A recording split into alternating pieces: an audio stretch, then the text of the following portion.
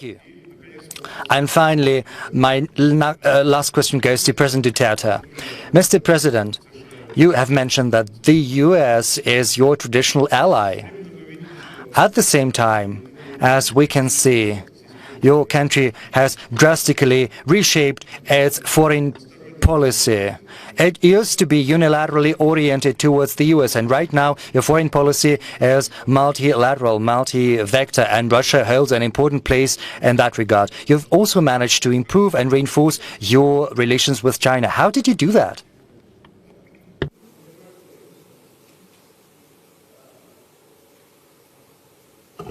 In the first place, we have been a colony of Spain then with the United States. Altogether, Spain had about 300 years and 50 years under the yoke of imperialism by the United States. It's all water under the bridge.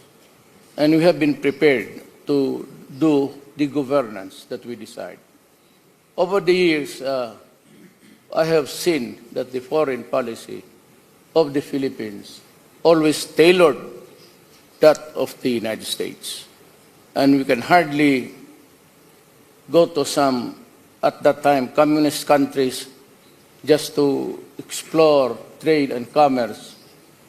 It was looked upon by the American government as not a pleasant one, not a new development that would make them happy. And during my time, I was at a loss where to go. I didn't have contacts.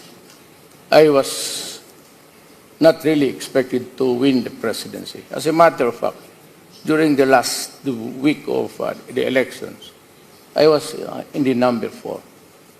But the week before the elections, my rating shot up to 32, and so I won by a landslide. Now I wanted something more than just what a new country can give us. And even in the purchase of arms and the things that they have given us, some were good, some were bad. And products, air assets that were given to us were refurbished from NATO and given to us. And a week after, 3 of those we bought from them crashed, killing all my pilots and crew. 6 helicopters. And that was the time that I was also criticized heavily by the human rights of the United States Congress. And then, to my surprise, even the Human Rights Commission. You know, during the time of 2 presidents ago, we were told by the United States itself that if we do not take care, if we do not watch out, our country will be swallowed by drugs. And it came to pass with about 2 presidents. And we saw mayors, city mayors, and the chairman of the most basic unit of government, 50,000 into drugs. And when I took over, I found out that 9 generals were involved in the trafficking of drugs. I said, I'm not only fighting corruption from the inside of government. I was fighting corruption and the trafficking of drugs even in my government. And that is why I had to do something very fast. And now people say that my pronouncements actually encourage everybody to kill the drug lords and drug addicts. You know, frankly, I would be happy to if that things happen. And I enunciated the rule when I became president. And that was also the same rule when I was mayor for 21 years in a city. And I said that I'm going to build a comfortable city, a safe city, a city where you can walk. And I asked the police, ask your wife and children to walk the streets at night. If they come home unmolested, unbridled by worries, not victims of mugging and crimes, because there were so many addicts in the streets. And I said, I want that kind of environment.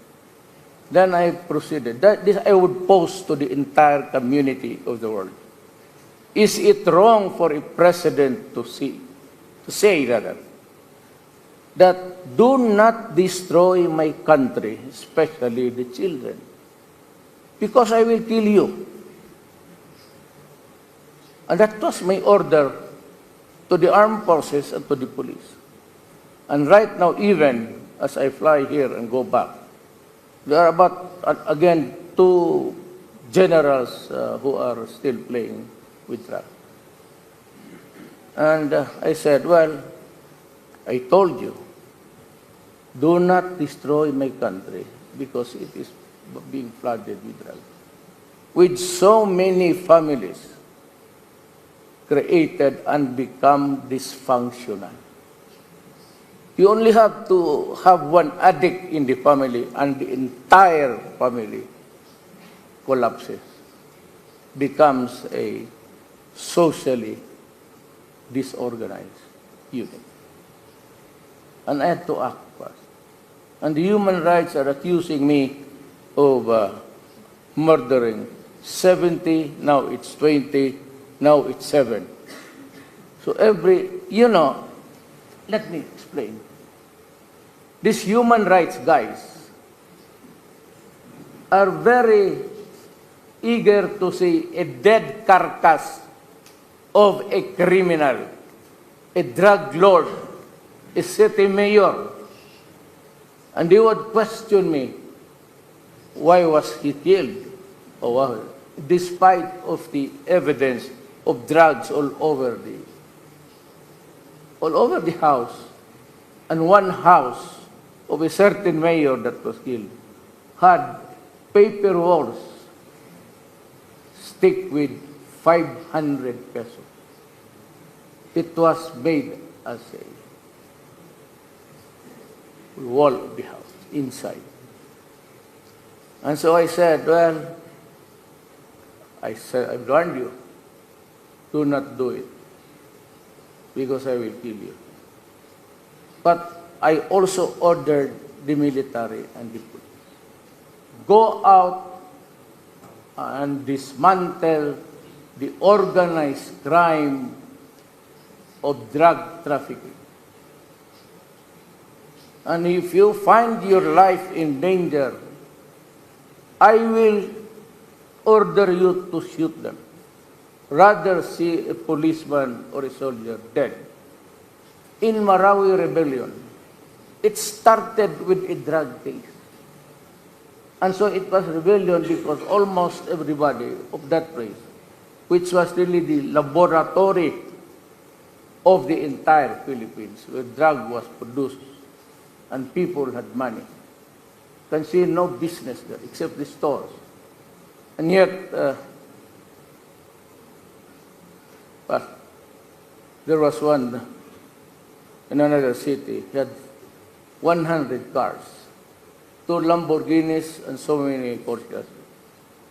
And yet, the human rights would still insist on a wrong committed by me. So I'm telling them, I'm sorry. But if there is something, I told you dismantle. And if in the process you kill. And I said to the world, and to the United Nations, and to everybody, I take responsibility for all of the consequences of this drug war. I and I alone. If somebody has to be hanged, I will be happy. I will even put the noose on my neck and say, go ahead. Or if you want to shoot me in a firing squad, fine. Our national hero died before a firing squad. That could be an honor for me. to be the same in this situation. But I do not aspire for honor. I do not aspire to be known. I'm just a citizen, a worker of government. And I will do what I have to do to protect the people, especially the next generation. And that is what I have been known. They are always threatening me with bringing me to that would be the day. We have courts in my country. The judges are independent. The prosecutors do not talk to me. And so I said, if there is somebody who will answer for this, I will, but you have to do your job. And I have fired so many prosecutors and judges because corruption was eroding the very foundation of government. And I said, came up with this statement. Little did I know that I will not only be fighting the criminals, the drug lords, the kidnappers. I was fighting men in my own government and the corruption that drugs bring. Drugs cannot prosper, I tell you, unless the military and the police would allow it. If the city mayor in my city, if I say do not do it, and if you have been to the Philippines, do not look at the carcass of the criminals. You get nothing. Look at the many thousands of families that are socially dysfunctional because if you want to destroy your enemy, feed one of his children with drugs, and your dog, the family goes kaput.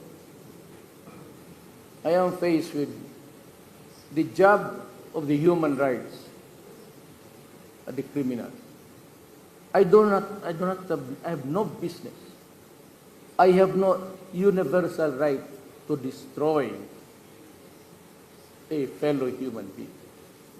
I do not allow the military to shoot a person hog-tied or with a stretched hand in surrender. I told them that the only way that you can kill criminal, the drug lords and the addicts, is when your life is in danger. So shoot first before you die.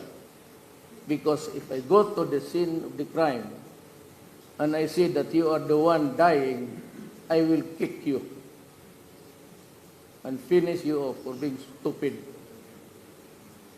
Do not allow government to be weakened by such. You have to impose order. And so that is what really bugs me. So the government of the United States, before the if I could only have 2 minutes. If I can have 2 minutes, then I'll tell you what. The rifles, we have the longest insurgency problem, communist insurgency problem, armed struggle. It has killed so many of my soldiers. And the rifles were, it has fired so many rounds, it becomes loosened. There is no more rifling. It comes out turning at a very fast rate so that it has own velocity. It can hit the target.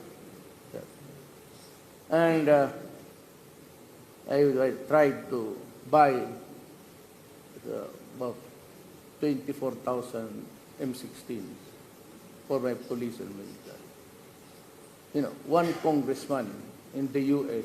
or two stood up and said, do not give it to the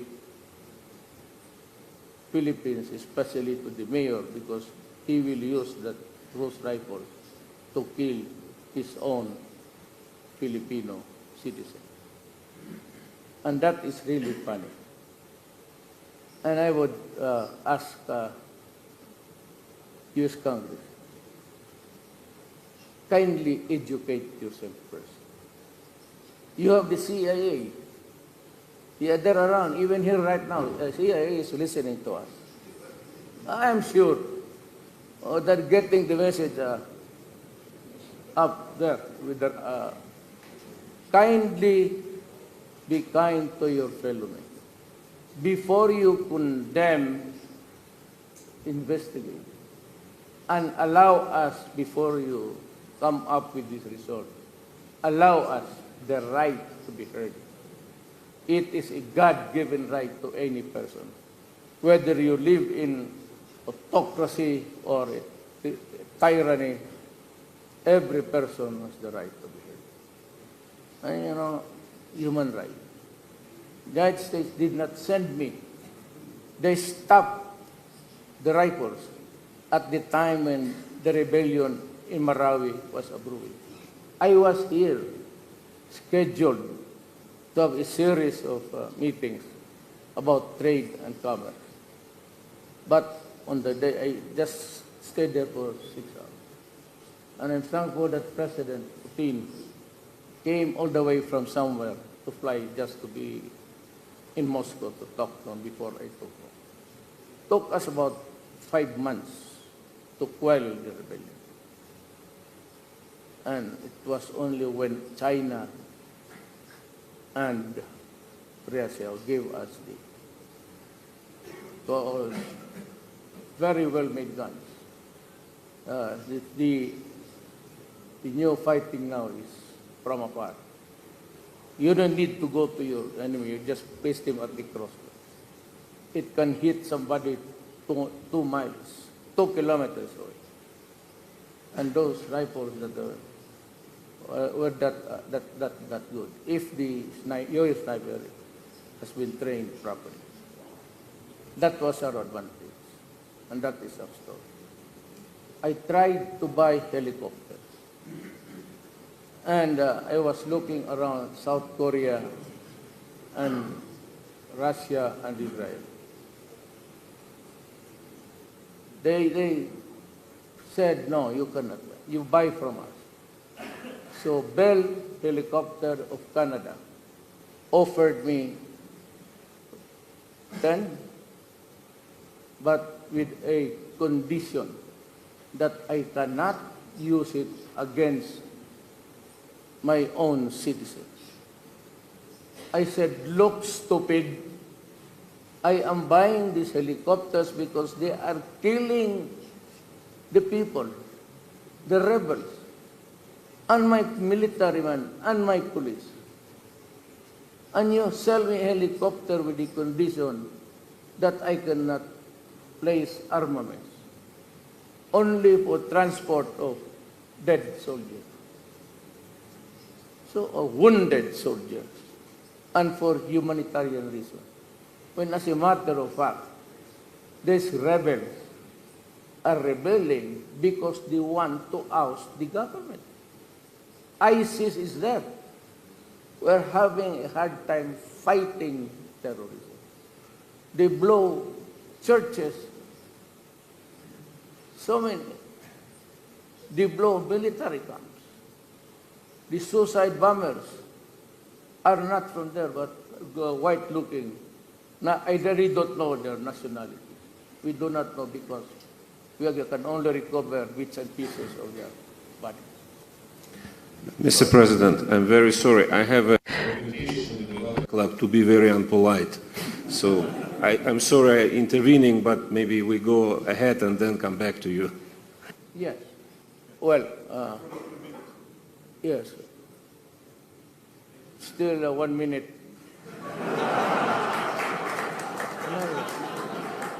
I will end up by saying that, well, this has been the issue in the Philippines, that they have a president who's a murderer. I assure you. I have a religion, and they say that, well, bishops and all of this, they've been attacking me. And I said, your religion is not. I have my own God. And I'm planning to invite the Russian Orthodox missionaries come to the Philippines so that we can look for a place where we can build the Orthodox Church. It was built many years ago by the Russians. 1922. This was destroyed. That's an old Philippines. Please excuse me, Mr. President, this 1 minute is still there. Yes. I'm now involved in freedom of religion. Well, I must end by this, just abusing the minds of people. I am not a killer. Some say, killer of what? Maybe, you know what it is. You are all practicing it. Killing girls, maybe? Women? We are good at that. I have yet to kill one human being. When I say I will kill you, but that's a statement coming from the mouth. Okay. Still have half a minute, I will forgo it. Probably after we have questions from the hall. Yes. Probably next thing we'll think Oh, I about. forgot Okay. about it. Yes, I'd be happy to respond to it. Спасибо. А теперь перейдем к... Can we equal West to the East? No, seriously. No joke. President Duterte, can you actually equal West to the East? And can we talk about sort of a unisex approach, so to say? East and West. This division, is this a thing of the past, or it's a natural division to have West versus East? There has always been a divide between the East and the West, culturally and financially, except for China, was really doing great all these years with so many dynasties. But the rest of East Asia had so many experiences of colonialism. That is why it's very hard really to connect it.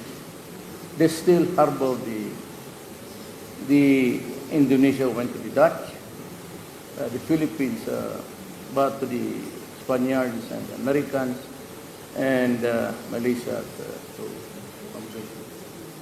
So any attempt that would force or persuade even a nation for them to adopt the Western ways is always suspect.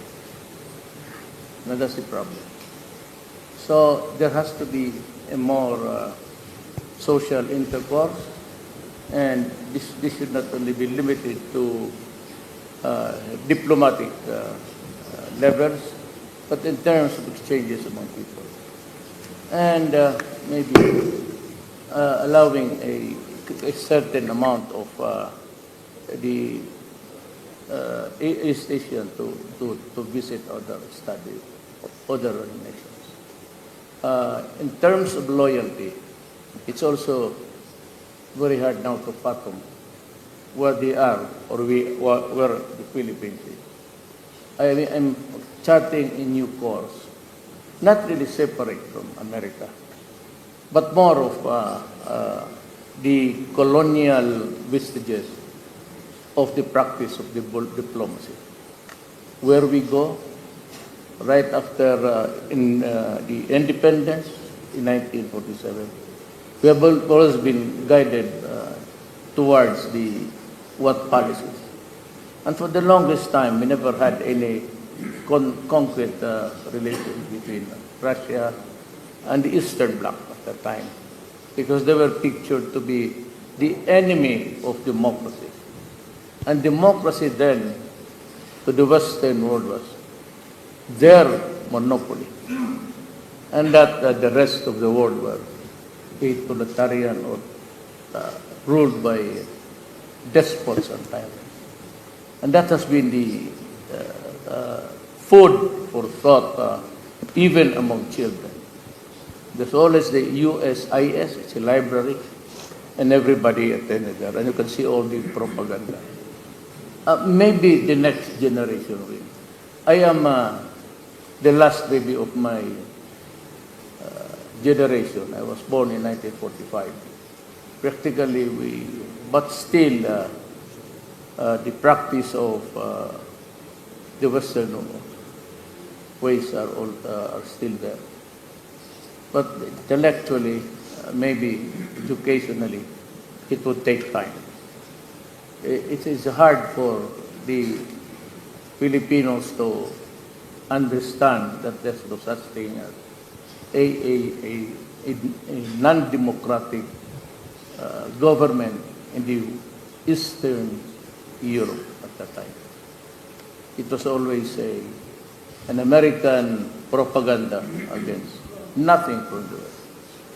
So it was not only after Berlin was liberated, so to speak, and that there was this exchange of ideas now from Germany. But it's not enough. It's not enough. This is also because of the financial setup. We are always looked upon as, always sometimes the crumbs of your favor. And I think that America is one country who is not treating its former colony right. And for the new generation, and sometimes if you, like me, we have a hurt for being subjugated by foreigners. So it's a colonial thing amongst the East Asia, Indonesia, Malaysia, Brunei, Philippines. It cannot be solved in one diplomatic dinner. You would need about 2 or 3 generations for the Asians to really accept the Western world. And that is true for China. The Opium Wars, the impositions of so many things that destroyed the country. That does not go away suddenly. They always refer it in their history as part of the struggle until now. That portion of having been colonized and brutalized is still a part of the paradigm when they talked about religions. Mr. President, can you wrap up if possible? We actually understood that our hypothesis proved wrong. So, между Востоком и Западом все. So between the West and the East, nothing has changed.